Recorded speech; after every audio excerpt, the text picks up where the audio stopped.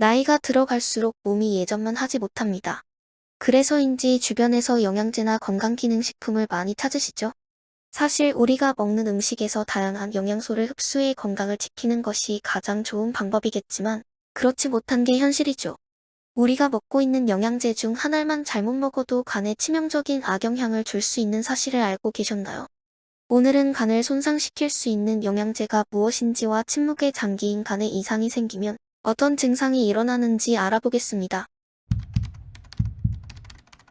첫 번째, 비타민 A. 비타민 A는 베타카로틴 형태의 비타민 A와 레티놀 형태의 비타민 A가 있어요. 여기서 주의할 점은 레티놀 형태의 비타민 A입니다.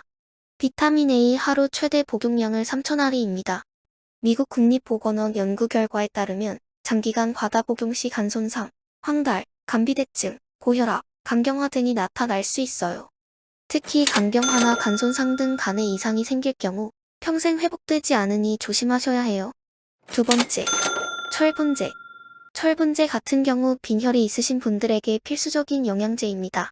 조혈 작용을 도와 적혈구를 생성하는 데 도움이 되며 헤모글로빈을 만들 때 꼭 필요한 영양소가 철분이죠.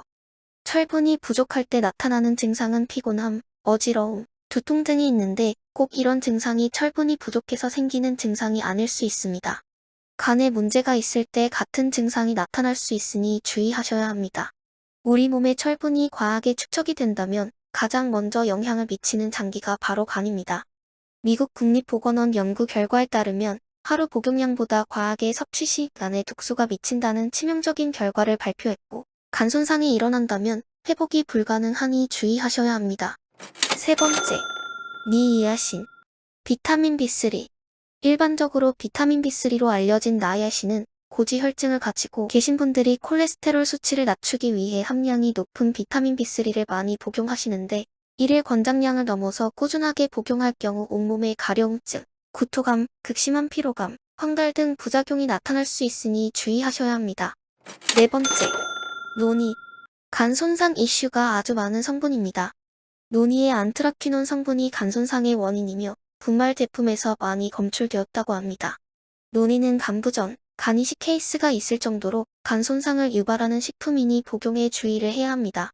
2019년에 염증과 면역에 좋다는 말이 있어 판매가 많이 되었지만 과용하여 급성 간 손상이 있을 정도로 간을 직접적으로 혹사시킬 수 있는 제품입니다.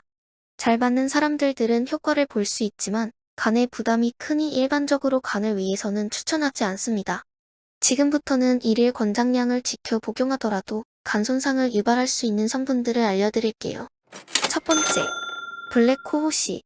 서양 승마라 불리며 에스트로겐과 유사한 성분이 있다고 알려지면서 갱년기 여성의 필수 영양제라고 알고 계시죠? 갱년기 증상 개선 목적으로 약국에도 많이 팔고 있으며 해외 직구도 많이 하는 성분을 가진 영양제입니다. 하지만 블랙코호씨의 경우 부작용 사례가 굉장히 많이 있습니다.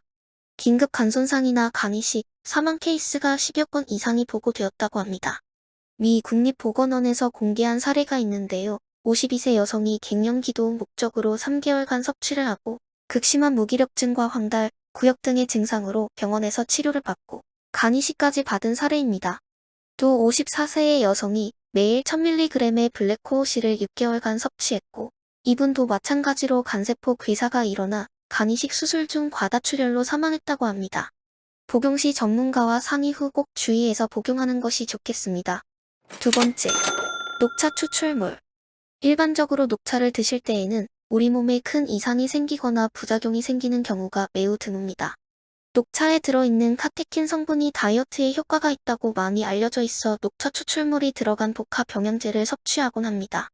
다이어트 목적으로 과다한 섭취를 하거나 간질환 등 기저질환자의 경우 복용을 멈추는 것이 간 회복에 도움이 된다고 하네요. 미 국립보건원에서 소개한 사례 중 37세 여성이 녹차 추출물이 들어간 체중 감량 보조제를 4개월간 섭취하고 구토감, 복통, 황달로 입원했고 간에 염증과 괴사가 발생했습니다. 또 1년 뒤에 같은 제품으로 섭취해 입원 치료를 받았다고 합니다. 세 번째, 적하수오. 중국에서 주로 자생하고 사용하는 적하수오입니다. 적수오라고도 하며 적하수오는 탈모와 노화 예방에 도움이 된다고 해서 찾으시는 분들이 있습니다. 실제로 동의보감에서 적하수호를 혈과 기운을 도와 얼굴색을 좋게 하며 머리를 검게 하는 데 효과가 있다고 소개하고 있어요. 하지만 적하수호도 임상적으로 관손상에 영향을 줄 수 있다는 다수의 자료가 보고되었습니다. 적하수호는 중국에서 많이 사용되기 때문에 다양한 관손상 사례가 중국에서 보고되었고, 일례로 중국의 5살 아이에게 적하수호 보충제를 매일 3알씩 투약하여 4개월 만에 간 수치가 1900까지 올라가고 황달과 흑색 소변이 검출되어 병원에서 입원 치료를 했다고 합니다. 갱년기 건강에 도움이 되는 백화수호 제품들을 찾으시는 분들이 착각하거나 더 강력한 효능이라는 과장 광고에 혹하실까 하여 소개해드렸으니 조심해서 구매해주세요. 네 번째, 카바. 카바는 신경안정과 수면장애 등 심리적인 요인을 개선시켜주는데 효과가 있다고 알려졌지만 절대 섭취하면 안 되는 영양제로 분류되어 유럽의 다수 국가에서는 이미 카바의 사용이 금지되었습니다. 또 카바는 간독성을 즉각적이고 광범위하게 발생시키는 생약입니다. 하지만 미국에서는 아직 카바 사용이 금지되지 않아 아직도 판매 중인 제품이 있으니 절대 구매하지 마세요. 오늘 알아본 영양제와 건강기능식품은 무조건 먹지 말아야 할까요? 카바는 절대 드시지 마시고요. 나머지 제품들은 일반적으로 먹는 경우에는 전혀 문제가 되지 않습니다. 하지만 간 수치가 높거나 간 관련 기저질환자 같은 경우 꼭 전문의와 상담 후 섭취하는 게 좋겠죠? 문제가 될 수도 있으니 섭취하더라도 꼭 알고 먹자는 취지에서 소개해드린 영상입니다. 너무 걱정 말고 드세요. 참철분제는 거의 문제가 발생하는 경우가 없으니 걱정 마세요. 마지막으로 간에 문제가 생겼을 때 일어나는 증상을 알아보죠. 첫 번째는 피로감입니다. 간이 손상되면 우리 몸에 쌓이는 독소를 배출하지 못해 체내에 쌓이게 되고 신진대사 과정이 활발히 이루어지지 않아 피로감을 많이 느낄 수 있습니다. 두 번째는 소화불량과 복통입니다. 소화를 도와주는 담즙의 분비량이 감소하여 소화가 잘 되지 않을 수 있으며 복통이나 불편감을 느낄 수 있어요. 세 번째, 구토나 구역질입니다. 양치를 할 때 평소보다 많이 증상을 느낀다면 의심해 볼 만하고 또 잇몸에서 출혈이 일어날 수도 있습니다. 네 번째, 황달과 피부 가려움증입니다. 황달의 경우 본인이 스스로 알아차리지 못할 수 있으니 주변 사람들이 얼굴 빛이 이상하다 말을 한다면 의심해 봐야 해요. 그 외에도 시력 저하가 올 수 있습니다. 흐릿하게 보인다거나 잘 안 보인다면 의심해 봐야 합니다. 이런 증상이 나타날 경우 병원에 가서 정밀히 검사를 받아보시는 걸 추천드립니다. 간은 우리 몸의 해독작용뿐 아니라 호르몬 생성 등 다양한 역할을 하기 때문에 아주 중요합니다. 간의 별명은 침묵의 장기라고도 하죠.